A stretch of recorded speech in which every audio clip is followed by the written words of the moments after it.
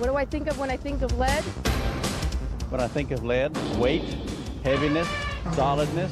LEAD, the stuff in pencils. Bullets. Well, lead's an element. It's an element. I think steel. Lead, follow or get out of the way. It's a piece of metal often found in pipes. It's a metal. Yeah, it's a metal.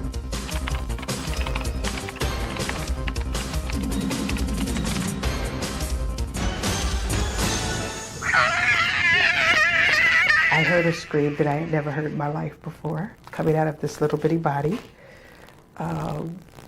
It was a scream of sheer pain.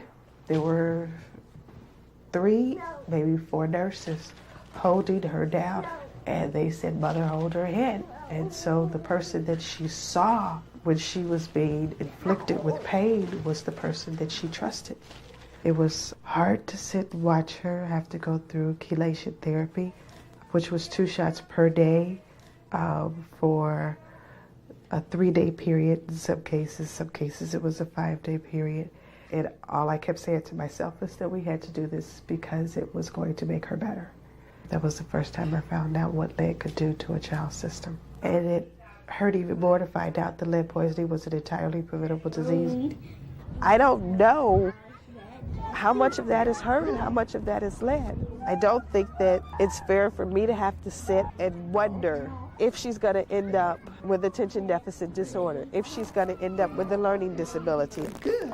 I would hope that people would consciously be aware of lead-based paint when they walk into a unit and protect themselves and protect our children. There's a child here, and this is old paint.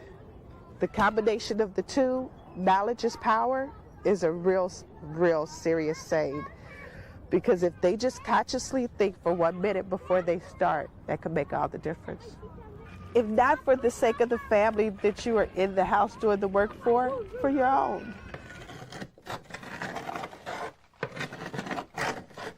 Sort of like getting caught up in a whirlwind. We went through, in a nutshell, the financial and emotional depression that follows lead poisoning. Once we found out that we poisoned the whole family, we had to find out how to do this right. It's completely changed my work. I can't bid on a job in an old house without including precautions for lead paint. 1, so I don't bring it home to my family. My family doesn't need it. We've already been through that. The occupants of the building I'm working on don't need it either. Katie, do you have a floor? I know what they're going to go through, and nobody should have to go through that. Mom, you have a pen? Primarily boils down to a few very simple things. 1, don't make a mess. 2, if you do make a mess, make it in as small as an area as possible, containment. 3, when you make a mess, clean it up. And clean it up completely. It's not broom clean, it's not shop vac clean. It's the same cleaning as if you took your car and to have it detailed. So they know that by doing things the traditional way, they poison kids. They know there's enough evidence available now that renovation poisons kids. There's enough evidence that some maintenance jobs create enough of a hazard to poison kids. This is, yes, something we need to change. For everything we do, every step we take, their lives are on the line, and their futures are at stake.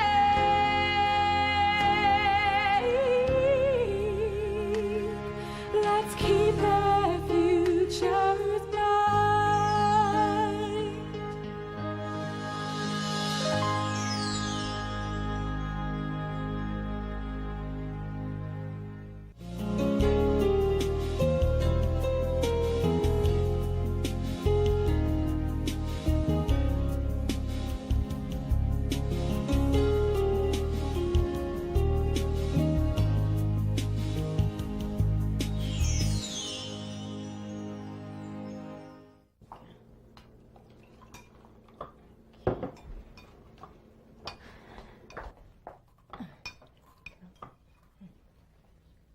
You be sure and eat your breakfast now. What's the big hurry? We don't have to go anyplace today. I could have slept in. I want you here to watch your brother and sister. Yes, ma'am. Now what? Yes? It's Drake from maintenance. You got a problem with your thermostat? Just a minute. What seems to be the problem? It's broke. It's over here. If I turn it up to 72, we roast. If I turn it down to 64, we freeze.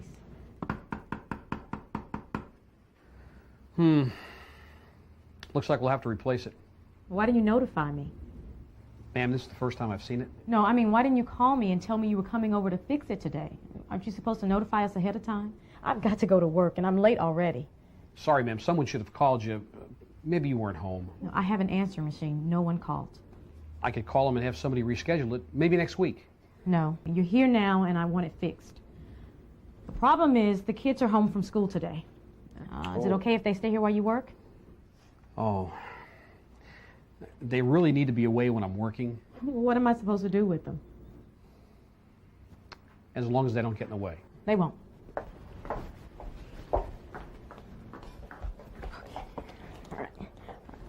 You be good. Stay out of the man's way. I'll call you in a little bit.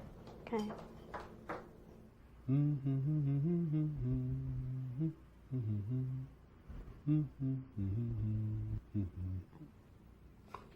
Hi, I'm Drake. Gonna fix your thermostat for you. You know what a thermostat is?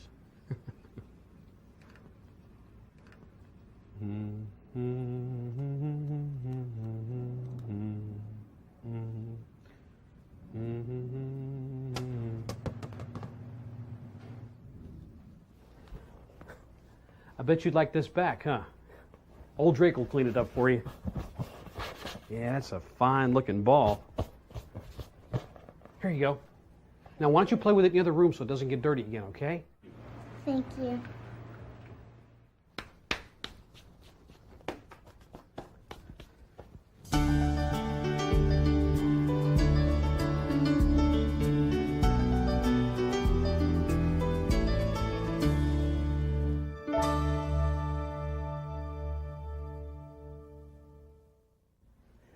So that's all it is, huh? Just that dinky little hole? That's it. Shouldn't take very long, you think? Nah. Nah. Hey, you want to give me a hand with this drop cloth? Sure, Tony. You talk to the people that live here? The boss called and talked to her. She has a little dog. She said she'd take him outside till we get done. Good. You ever try to work with somebody's dog yapping at your feet? I like dogs, but not other people's, you know what I mean? Sure do. Once, this lady had this little dog. Oh, what do you call it? Some kind of dog that looks like a dust mop. You know, when they got those kind of faces that look like somebody smashed it in the door? And they sniff all the time, too, like it needs Dristan. Pekingese. What? Pekingese, that's what kind of dog it was. Oh, yeah, right. So anyways, this dog keeps running around and growling and barking and stuff. So I told the lady, I go, look, lady, I do not want to step on your dog and squash it. What'd she do? Shut it up in the bedroom. So then he keeps barking and scratching on the door. So I had to go back and fix the door. Hey, aren't you going to wear your coveralls? For that little hole? Nah, it's too hot in here. I'll just take a shower when I get home. Suit yourself.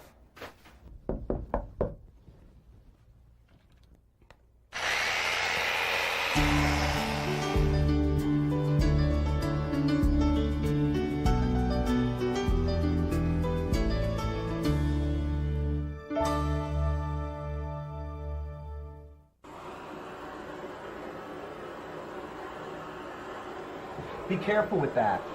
What's the matter? You get it too hot, you'll get cracks in the mud. Okay. Mud's almost dry anyways.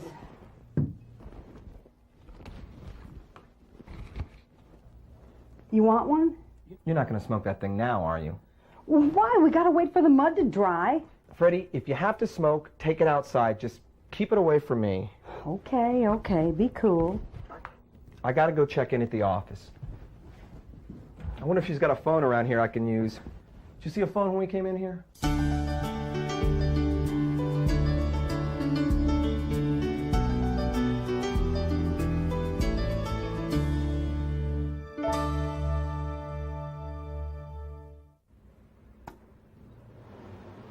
Well, there it is. We'll have the room comfy in just a couple of minutes. Uh-oh. Does your mom have a broom and a dustpan I could borrow? Could you get it for me, please? I always like to leave a clean job area. I'm sure your mom would appreciate it too. Here you go. I'll just get my tools and be on my way. Y'all be good.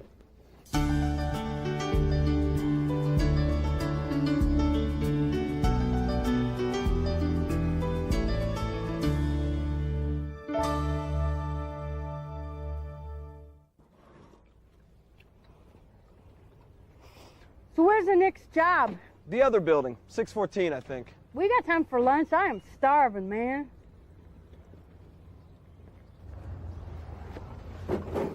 Hey! Don't put that in there! Kids, get in that stuff. It makes a mess. Put it in my truck.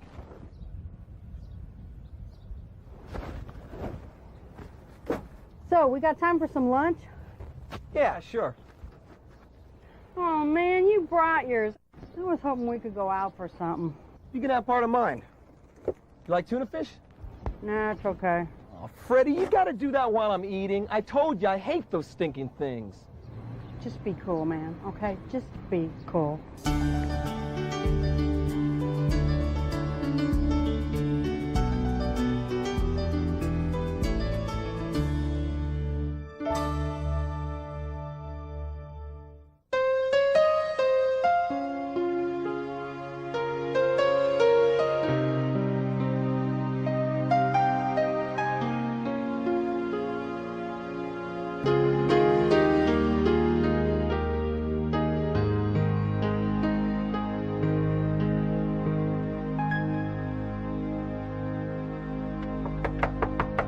Maintenance. Hello? Anybody home? Oh, hi. So I guess you've heard about all the problems we're having with lead paint. It's all around this place. Come on over here. See that? That's the culprit. But it's not just the paint you have to worry about. It's the dust. That's your biggest trouble. Lead dust can get everywhere if you're not careful. That's why when you're dealing with lead-based paint, you've really got two jobs. You've got your repair or maintenance job, and you've got your dust job. But you already know about that, right? Now you want to know how to deal with it. Here's the key. It's your planning tool. It's a checklist that'll guide you through every step of the job. It'll tell you what kind of equipment and materials you'll need, how to set up the work area, control the dust, how to clean up the work area after the job is done, and so on. So maybe you've got a small job like this, or a big job like this. Right, Ben? You've got that right. Or maybe you're just doing something like this. The first step of any job is to determine the risk and the potential exposure to lead dust that you might face while you're doing the job. Usually, determining the risk is done by the supervisor. But whether you're a supervisor or not, it's something everyone ought to know. In your planning tool, you'll find a list of qualifying questions. Now, let's see. And the first big question is, Kirby. Huh? You do have a planning tool, don't you? A what? A planning tool. One of these. Oh, thanks. Now, as I was saying, the first question to ask is, was the building constructed before 1978?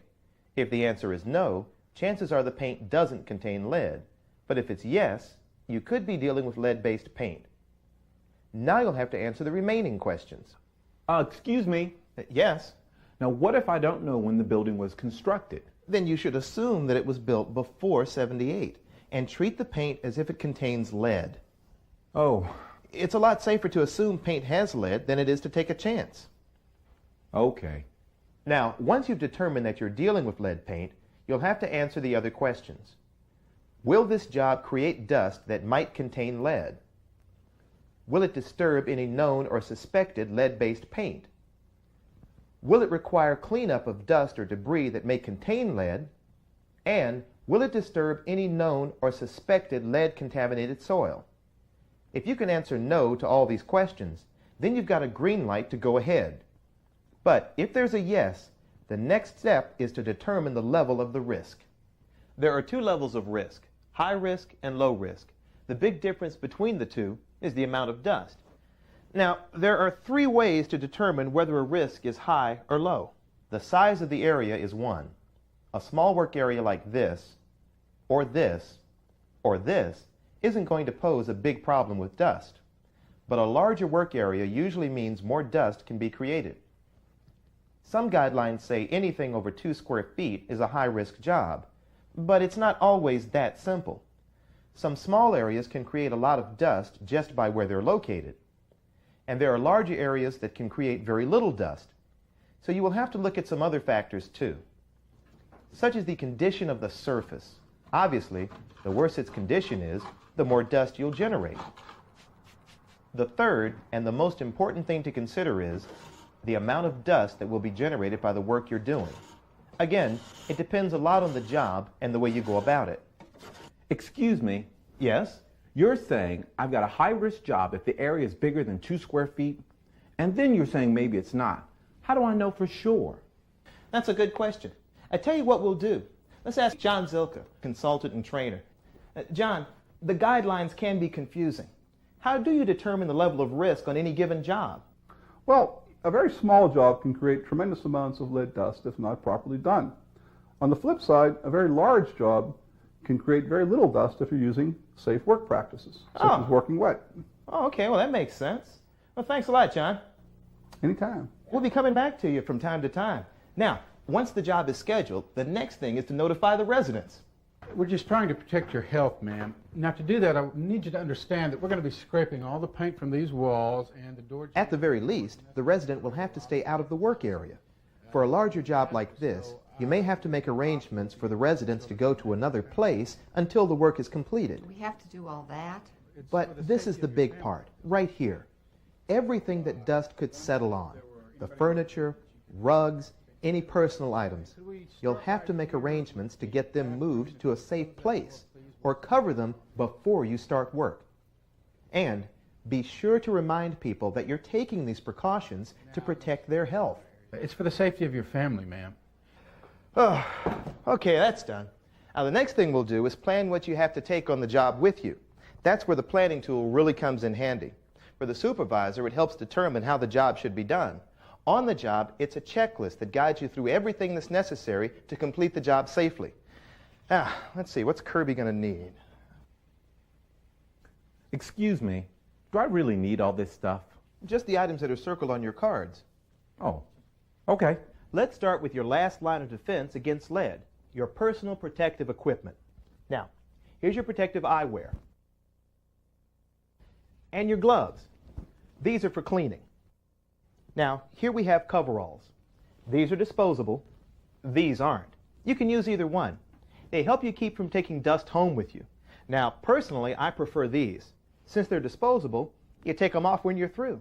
That way, you're not as likely to accidentally wear them off the job. Now, when you're through with these, they go out with the lead-contaminated waste.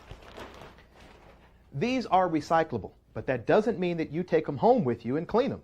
No, it means you put them in a separate bag for your employer to send out for cleaning. I have to wear those? Oh, that's right. Dust can collect on your clothes, and when you leave the job site, you take that dust with you wherever you go. If you wear work clothes, vacuum off and change before you go home, and launder them separately. So you see, it's important to protect your clothes. Okay, so which type would you like me to wear? Well, whichever your employer provides. I saw a recyclable back at the shop. Now, for a high-risk job, you may need a couple of additional items. Some latex gloves or rubber gloves like this that you'll wear all the time, not just for cleaning up. It'll help protect your skin from the dust. And you'll need a respirator. Now, this is especially designed for lead dust because it has a HEPA filter, which means that it can trap little teeny tiny amounts of lead dust before they get to your lungs. But before you use a respirator, you'll need additional training and a medical checkup. Okay, Kirby, back to your job. Let's see. Materials. Okay. You need a roll of duct tape. What's this for? Oh, you'll see in a minute. It goes with this, a fresh roll of polyfilm. Make sure it's fresh. Never reuse a polyfilm. Okay. Next, some cleaner. Oh, I've got a rag here and some water. Sorry, Kirby. Water isn't enough. Oh. No, you need a good cleaner to deal with lead dust. Either an all-purpose cleaner like this, or a cleaner especially designed for lead like this. All-purpose cleaner. There are a number of different types and brands of cleaner to choose from, but not all types can be used in all states, so check it out. And always be sure to use a good cleaner and not just water. Okay, let's see what next is circled on your planning tool. 6 mil poly bags. Oh, I've got trash bags. Kirby, this is not a trash bag. This is a trash bag. This is a 6 mil poly bag. Here's the difference. You don't want that happening with lead-contaminated waste. So, stick with the 6 mil. Now, just a few more materials. Cleaning rags, mop heads, a mister with water, your staple gun, and your utility knife. Whoa, wait a minute. I've got all this stuff. Oh, okay. Well, then let me show you what you would need if you were doing a high-risk job. To deal with a lot of dust, you need a lot of cleaning equipment, like mops and buckets, maybe a broom and a dustpan, and a mister, and a HEPA vac. It's not just an ordinary shop vac either. This one is for lead dust. And you'll need barriers and tape to warn people and keep them out of the work area. There's enough stuff here to do another job. You're right. That's because when you are dealing with lead-based paint, you have two things to do. You've got your maintenance problem to take care of, and you've got to control the lead dust. Each require the right tools and materials to do the job. Okay. Okay, so much for planning. On to preparation.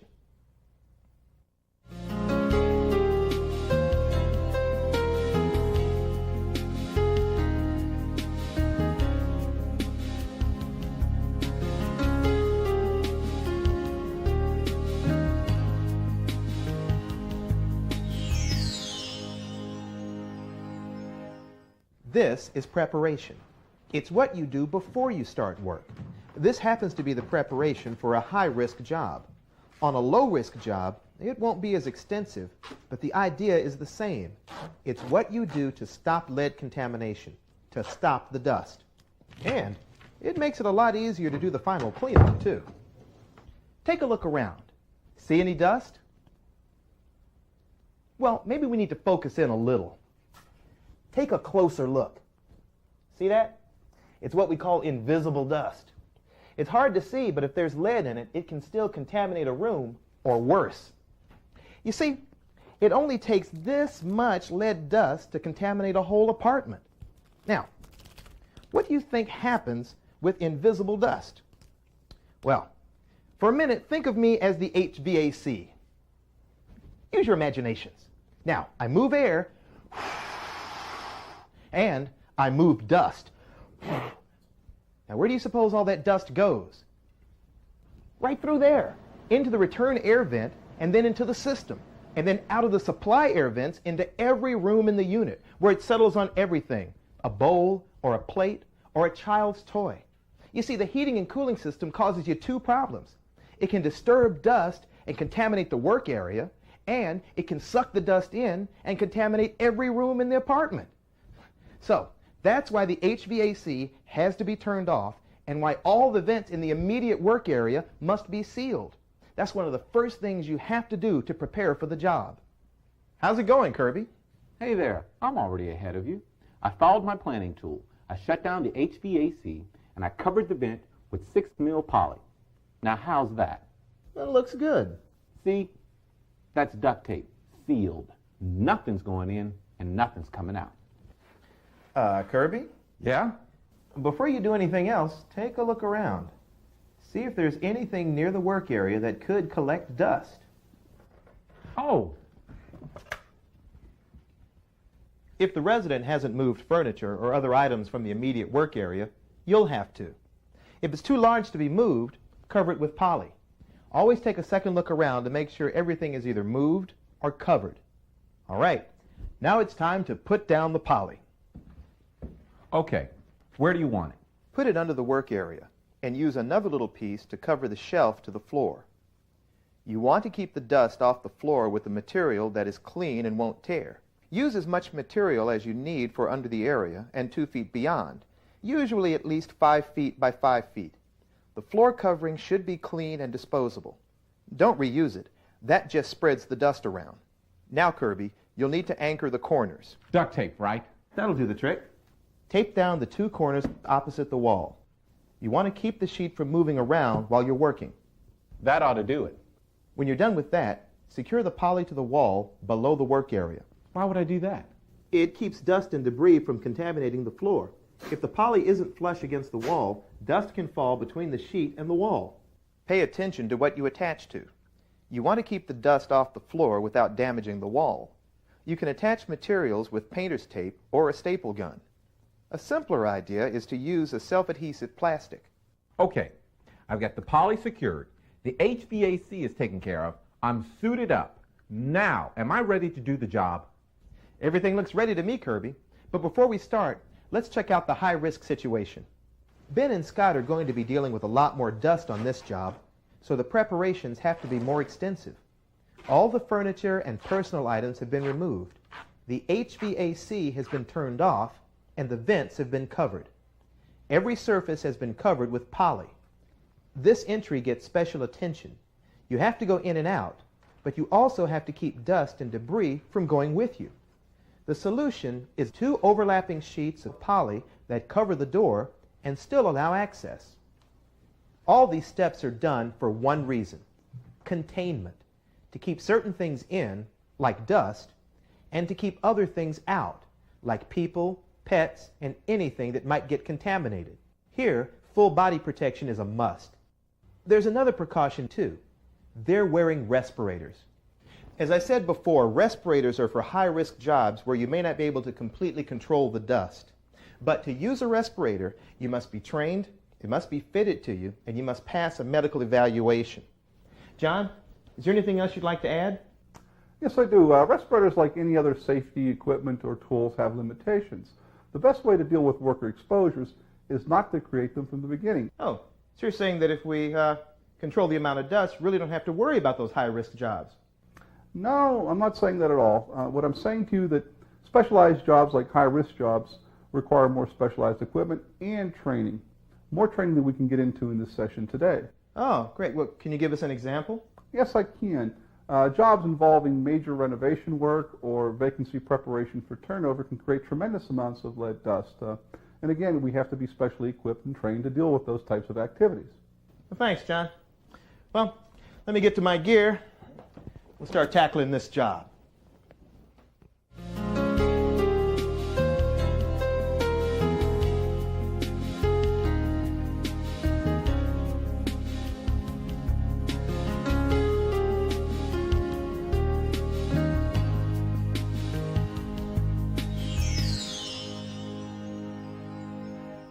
So, you ready to get to work?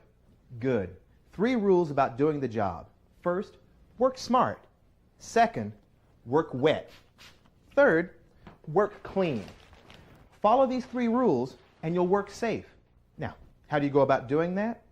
Well, working smart means to keep your eyes open to everything around you, to be aware of paint chips and dust, anything that can cause exposure to lead, like the residents, especially children, pregnant women, pets.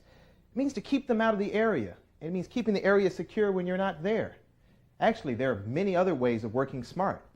John, do you have anything to add to the list? Yes, I do. The key to working smart is right there in front of you. Oh, you mean my planning tool? So, where can I find what not to do? You can find that in the planning tool, and it's called the Prohibited Work Practices cards. It'll tell you things that shouldn't be done to keep you, your fellow workers, the residents, and your family safe. I'll be sure to look those over. So, can you tell me anything else about working smart? I can. I can tell you that the fact that if you use the planning tool like a roadmap, it'll guide you through the job from the beginning all the way to the end. All right. Thanks, John. Now, let's take a look at the other rules, like working wet. That's what this is for. Right, Kirby? I guess so. Water keeps dust down, so before you start cutting around that hole, spray the area with water. You don't have to saturate it. Just make it damp. Use just enough to absorb the dust. And this will stop all the dust? Well, water won't eliminate it, but it'll make the dust heavy so it won't spread around the room. Water keeps the dust in one place. Then it's easy to clean it up. There are a number of ways to work wet. The items circled in your planning tool will show you what to do on your job, but anything that creates dust is done wet. For example, when you scrape paint, you scrape wet. When you sand wet. Prying, sawing, and drilling, they're all done wet. Now, here's a special situation. When you drill, you get a lot of dust.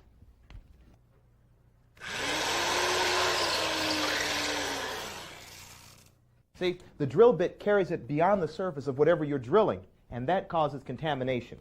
So, here's a quick and easy way to collect the dust. Just put a little shaving cream around the hole. I know what you're thinking. If I put shaving cream on the wall, how am I going to find the exact place where I was going to drill? Okay, it's real simple. If you make your mark, I'm going to mist it with just a little bit of water. Now, I'm going to take a nail and tap it into my hole. Okay? Now, take a little shaving cream and put it around the nail. This is going to help me find my mark. Now, all I do is just ease the nail out, take my drill bit, find the hole, and there we have it. A hole drilled right where we want it with no dust. That's what we call working clean and working smart. Here's another example. Let's say you want to do some work on this outlet. Now here's a place where you definitely don't want to work wet. In fact, you never want to use water around any electrical fixtures, outlets, or switches. Do this instead. Take your utility knife and score the paint around the outside of the outlet cover. This should keep the paint from flaking or chipping when you remove the cover.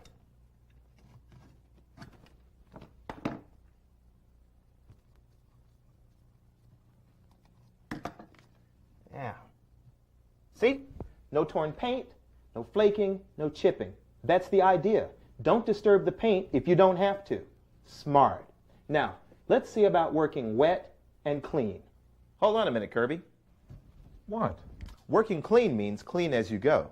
So, put the pieces in here as you cut them out. For a job like this, work in small sections at a time. In other words, take out small pieces rather than trying to handle it in one large chunk. It's easier to handle, and it'll minimize the dust. Hey, take a look at this. This is another way of keeping the work area clean. This is a catch bag. It will collect dust and debris before it hits the poly. If there's dust on the poly, you can track it around with you, and that makes an even bigger mess.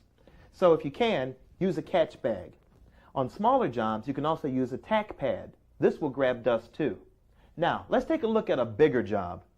Again, the key phrase is clean as you go. Work in small sections and clean up the dust. This is a very important tool for jobs with a lot of dust. It's a HEPA vac, a vacuum with a HEPA filter to trap lead dust. That's something your shop vac doesn't have. A HEPA vac is needed for high-risk jobs, but if you have one, it's a good idea to use it on low-risk jobs too. One more thing. This has no place on the job. Never eat, drink, smoke, chew gum, or apply makeup while you're working. In fact, nothing goes in or around your mouth, not even a toothpick. Think about it. If you open this in the room, what are you exposing it to? That's right, the air and all the dust that's floating around in it. Plus, however much dust you've got on your hands is now on your food. It's not a very healthy thing to put in your mouth. So, wait until you're away from the work area. Wait until you've had a chance to clean up. Then you can eat, drink, or smoke without having to worry about swallowing lead. Remember, work smart, work wet, work clean. Do all three, and you'll be working safe.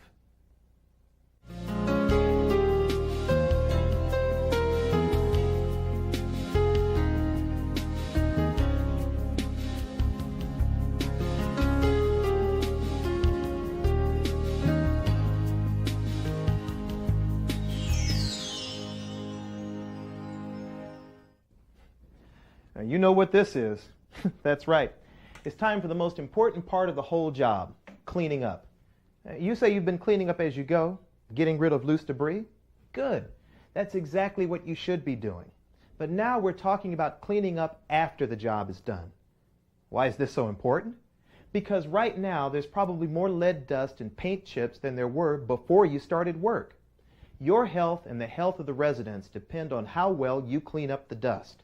Now, you might be using one of these or something like this. It all depends on the job and the amount of dust. But whether you're using a HEPA-Vac or a mop or a wet broom or sponges and towelettes, there are some very specific procedures that have to be followed to do the job right. Nice job, Kirby. Oh, thanks. A coat of paint and nobody will ever know the difference. Well, now it's time to clean up. Yeah, I got my broom and my dustpan right here. No dry brooms allowed. That's one of the easiest ways I know of to contaminate a room and expose yourself to lead dust. Take one of your cleaning rags and get your cleaner, okay? Okay, I'm ready. Good. Now wet down the rag with the cleaner and wipe it over the work area.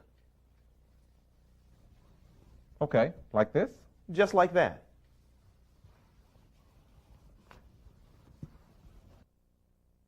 Okay, now what? Now put the rag in the disposal bag. Okay. That's what we call wet, wipe, and toss. Wet the rag, wipe the area, and toss it. But I only used it once. True. But what did you pick up on the rag?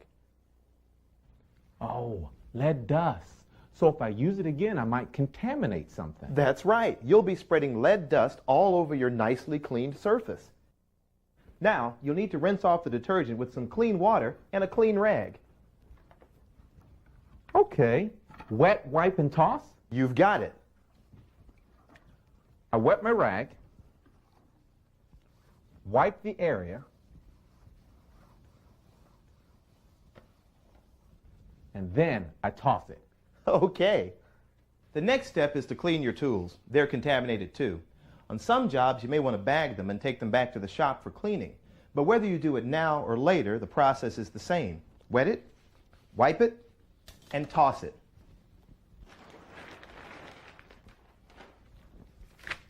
Then, it's time to seal the poly disposal bags. Make sure they're not too full, and if they're heavy, double bag them. I want to start with twisting the opening like this.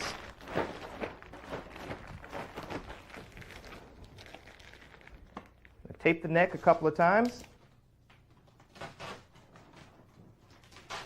And then fold the neck over. This is called a gooseneck. And continue to tape. Tape the neck shut.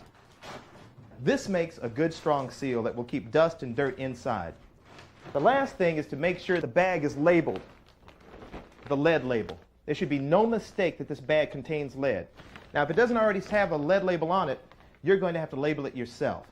Now remember, this bag does contain lead, so don't handle it roughly. You don't want to tear one of these and make a mess. So what do I do with all this? That's the last item to clean up, Kirby. But before you step off the poly, be sure to clean your shoes. Dust. That's right. If you've got it on your shoes, you can track it around the apartment. So use a rag and wipe off each shoe. That's right. Now when the shoe's clean, step off the poly. Same thing with the other shoe, right? You've got it. Wet, wipe, and toss. Now take your mister and lightly spray the poly. The water traps the dust and keeps it on the poly when you roll it up. You want me to roll it up now? Yes, but don't just roll it. What you want to do is fold it in on itself, dirty side in. And you want to make sure and not touch the dirty side. Like this? Just like that. Be careful not to disturb the dust. Now carefully put the poly in a disposal bag. It seems like a waste to use this just once. It may seem like a waste, but it's worth the cost. It prevents you from taking lead from one job to another, and it keeps you from getting exposed. I hear you. Now you go back and wipe with cleaner the area where the poly was and 2 feet beyond. I know. I'll have to wet, wipe, and toss. Exactly. Then rinse wipe the same area. Another wet wipe and toss.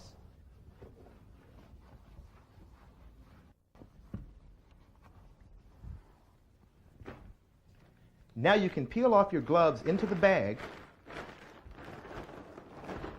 and seal it with a gooseneck.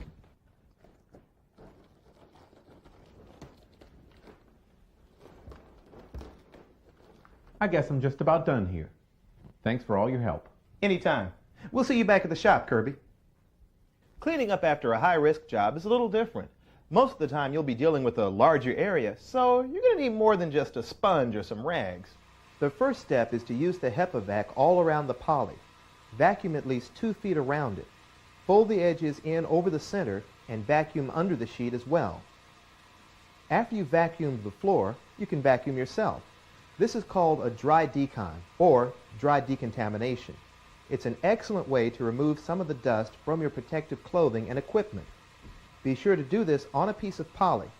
The idea is to decontaminate, not recontaminate. Now you can take off your coveralls, but do it in a way that keeps the remaining dust from spreading.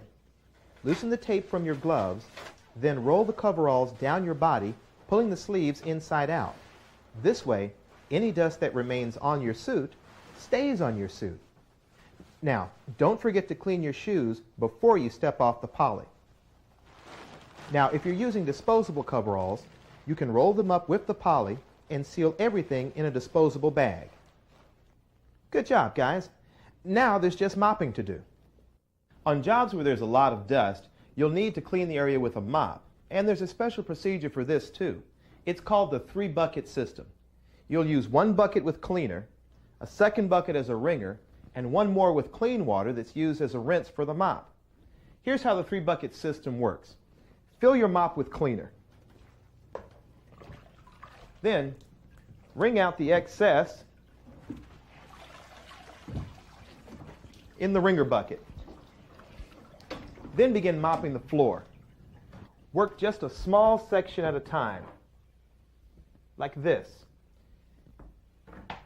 Do this until the mop becomes dry. Then slosh it around in the rinse bucket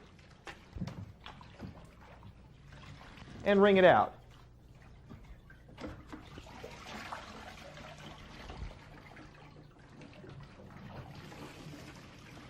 By the way, you probably have to change the rinse water from time to time, depending on how dirty the floor is. Remember, it's called a clean rinse. That means clean water. Now, this might seem like a long, involved process, but think about it. If there's dust on the floor, you'll pick it up with the mop. That's the idea. So if I used only 1 bucket, I'd carry the lead dust from the floor right into the cleaner. I'd contaminate it. Then I'd recycle the dust back onto the floor. Not a good idea. That's also why I didn't wring out the mop in the rinse bucket. That would contaminate the water that is supposed to be cleaning the mop. So always use a separate wringer bucket. Think of it as your lead trap. Once you've cleaned the floor, you'll have to rinse it. That's right. It's another 3-bucket system. The clean rinse, the dirty rinse, and the wringer bucket. The rinse process follows the same steps as cleaning. But make sure you change the mop head and replace it with a clean one. Dip the mop into the clean rinse. Wring out the excess into the wringer bucket. Then mop the floor. Again, work just a small area. When the mop is dry, slosh the mop in the dirty rinse. Wring it out thoroughly.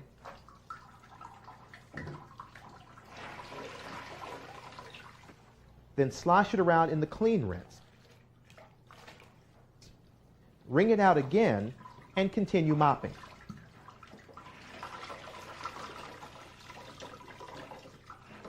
You'll have to change the water when it gets dirty, which brings up an important question. What do you do with the dirty water? John, what's the word on this?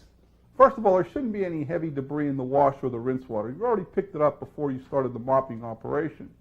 You may be able to take it and put it either in a sanitary sewer or in the toilet, but you need to check with the water or the sewer authority first. Okay. Hey, John, how about just pouring it down the resident's sink? The sink, never, absolutely never would you put it in a resident's sink, and don't take the water and throw it out in the yard where the children can get at it. Okay, John, I won't do that. All right, it's all right. It's all right, John. It's fine. Won't put it outdoors. After you finish cleaning and rinsing the floor, you'll have to vacuum once more. Again, use the HEPA-Vac under the area where the poly was and at least 2 feet around it. Contaminated debris properly bagged and sealed. Yes. Debris, tools, materials, equipment removed from residents. Residents' belongings returned to original place. Yeah. Oh, what's this? It's the quality assurance card. It's in your planning tool. It's what you check after the work is completed. To be sure it really is completed. All of it. Quality begins with you. Before you leave the job site, ask yourself this. Would you want to eat in this room? Would you let your children play in here? One more thing to check on. Kirby, where are you going? I'm taking this to the trash. Not a good plan, Kirby. Why not? It's not just trash, Kirby. This has lead, dust, and debris in it. Now, you've done a pretty good job keeping the dust contained, but now we need to make sure that no one, especially someone young, can get into it. Why don't you give that to me? Sure. Keep trash with lead, dust, and debris in it in a designated area so that no one, dogs, scavengers, or children, can get into it.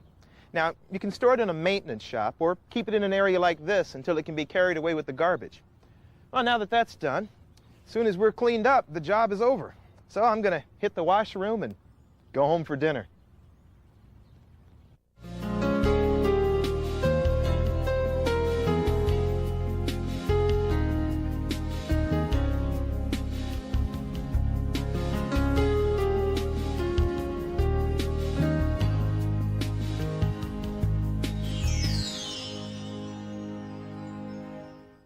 One job we all have to do is turnover and vacancy prep. Getting an apartment ready for the next resident can be a small job or a great big one. Now, first, your planning tool will help you determine the potential for lead dust. Consult your supervisor about screening for lead. The dust test can let you know if there is any lead dust, such as on windowsills or on the floor, so you can adapt your work practices and minimize your exposure.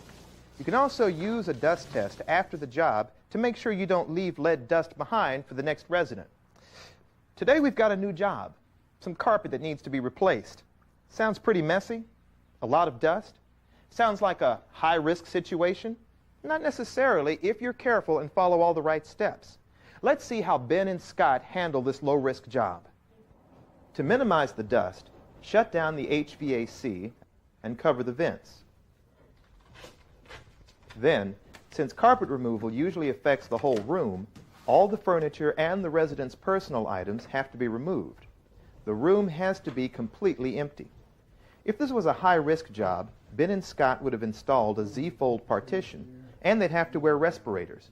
But in this case, the carpet itself is in good shape with minimal lead dust, so we don't have to take the extra precautions that we would with a very old and dusty carpet. The next step to minimize your risk is to mist the carpet with water. This will help keep the dust down. Like I mentioned on the last job, water makes the dust heavy and keeps it from spreading. After you've misted the carpet, the next step is to loosen it from the tack strips or the glue. If the carpet is large and heavy, cut it into manageable sections to make it easier to handle and carry when it's wet. Roll the carpet pile side in. That keeps the dust contained inside the carpet. And while you're rolling it, mist the back of the carpet with water. Use as much water as you need to control the dust. Remember, you don't want to breathe this stuff. The carpet can be rolled in poly, or you can put the pieces in a poly bag. Secure it with tape. You don't want anyone reusing this carpet. Follow the same process to minimize the dust with the carpet pad. Make sure it's misted. Roll it up, misting the back of the pad as you go. Then, wrap it in poly and tape it, or again, seal it in a poly bag. After the carpeting and the padding have been removed, it's time to get the remaining lead dust off the floor. Start by vacuuming the entire floor with the HEPA-Vac. If you do a dust test and find that levels are below the HUD EPA clearance standards, then you are finished. If not, you can continue with the multi-stage cleaning process. Remove the dust from your clothes. You want to keep them from contaminating the floor as you finish cleaning it. Now it's time to mop the floor. First with the cleaner, then with the rinse. Remember to mop the floor in small sections. Don't try to cover the whole floor at once. And remember to change out the rinse water whenever it starts to get dirty. Where did you empty that, Scott? In the toilet. Good man. The last step is to HEPA-vac the floor one more time. The poly-covered sections of carpet and padding are removed and put into storage. And the floor is ready for a new covering. Good job, guys. John, I'm going to go out on a limb here. I'm betting that you've removed some carpets before. Am I right? I'd say a few in my time. Right. Now, we both know that there's a lot of dust and dirt underneath the carpet, maybe even lead dust underneath older carpets. Now, how can you remove a carpet like that and still classify it as a low-risk situation? Well, again, it reverts back to the use of the planning tool. If we evaluate the job itself first, then we could prescribe the proper measures to deal with it. Again, if you have an old, worn, dusty carpet, then it's going to be a high-risk job, and it's going to require you to take special precautions using trained people with proper safety equipment. But if it's a job like Scott and Ben did, where they were misting and cutting as they went, and if they follow the same procedures, it in fact will be able to be done in a safe manner. But a key again is the evaluation and use of the planning tool. But there's another tool that you can use, and that's the tool that doesn't sit in the toolbox. It's the tool that rests on your shoulders, and that's the tool of knowledge. All right, John. Well, thanks very much. It's my pleasure. And again, what we're really trying to do is establish a safe workplace, which ultimately will lead to a healthy place to raise our kids. All right, John. Well, I guess we're just about done here. Did you get some good ideas about how to deal with lead? Good. Just remember, you've got 2 tasks now with every job. First, your maintenance work, and preventing lead poisoning. So, work smart, work wet, and work clean, and you'll be working safe. Safe from lead. See you around.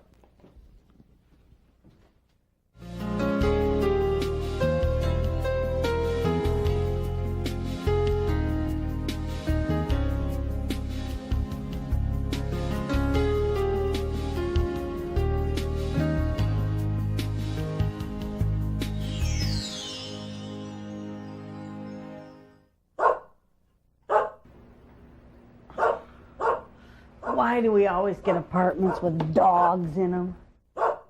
It's karma. Maybe your karma once ran over somebody's dogma. Say what? What are you talking about? I never drove over a dog. Forget it. Say, man, what time is it? It's almost 1:30. Oh, no wonder. I'm hungry. You're always hungry. No, I just get hungry at lunchtime. This is past lunchtime. Okay, I hear you. What about this stuff?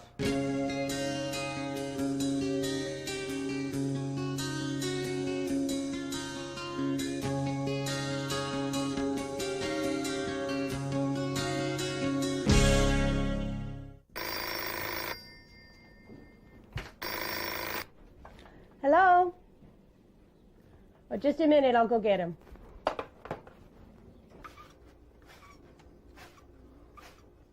Oh, excuse me, you've got a phone call? Yeah, I think it's your boss. Thanks. Could you tell him I'll be there in just a minute? I want to get my shoes cleaned off first, okay? He'll be just a minute. He's on his way. Oh, fine, I guess. I really don't know. He won't let me into the room to see what he's doing.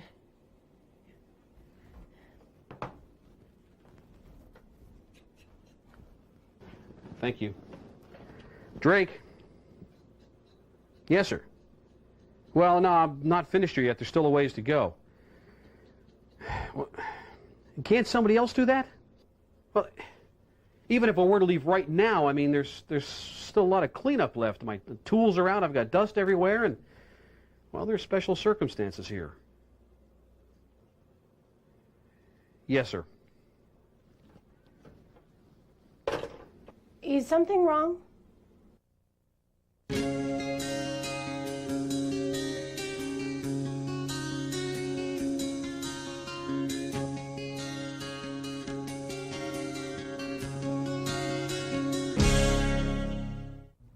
I think we can fix this. It's not that big of an area. Yeah, but you see what's causing it? Air conditioner's got a leak. Yeah, so?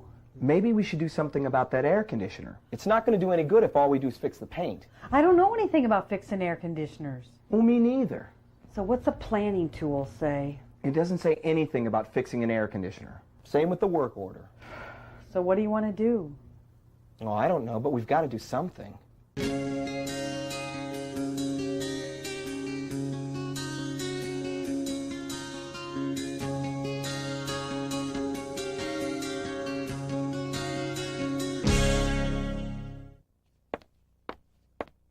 it going?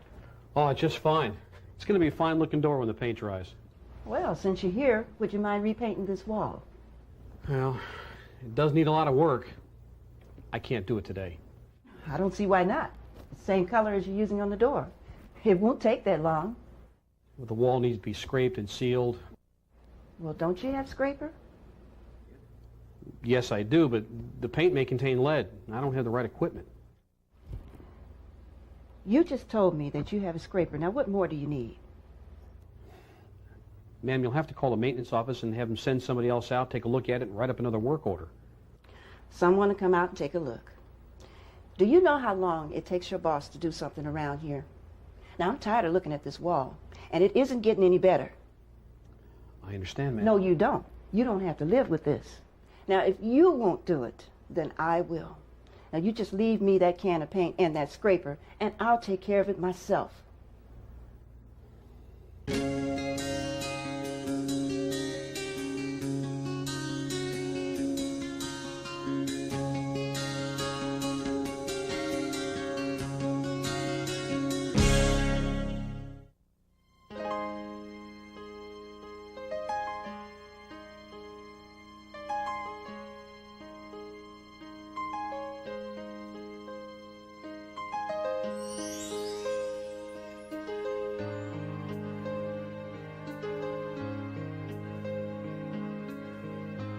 See the children play, the dreamers and the dancers, filled with life today and hope for tomorrow, free to be themselves, no fear, no sense of danger anywhere. And they count on us to keep their future bright. For everything we do, every step we take, their lives are on the line, and their futures are at stake.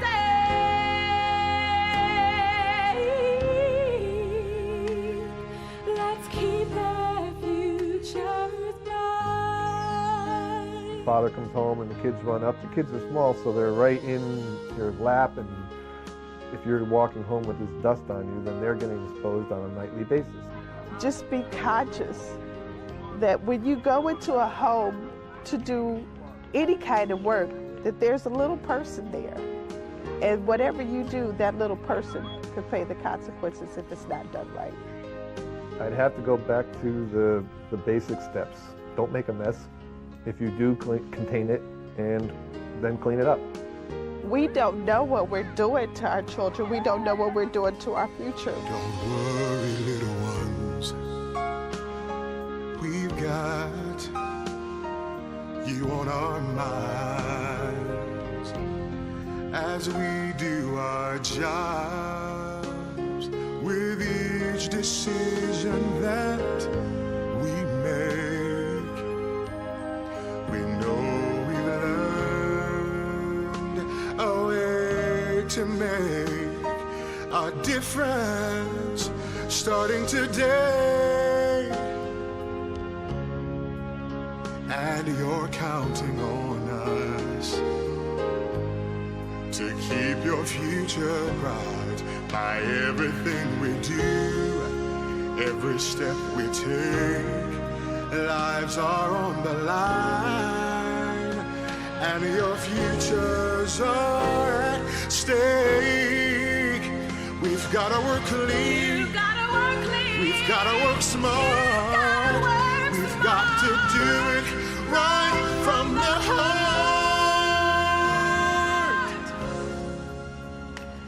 Let's keep their futures bright.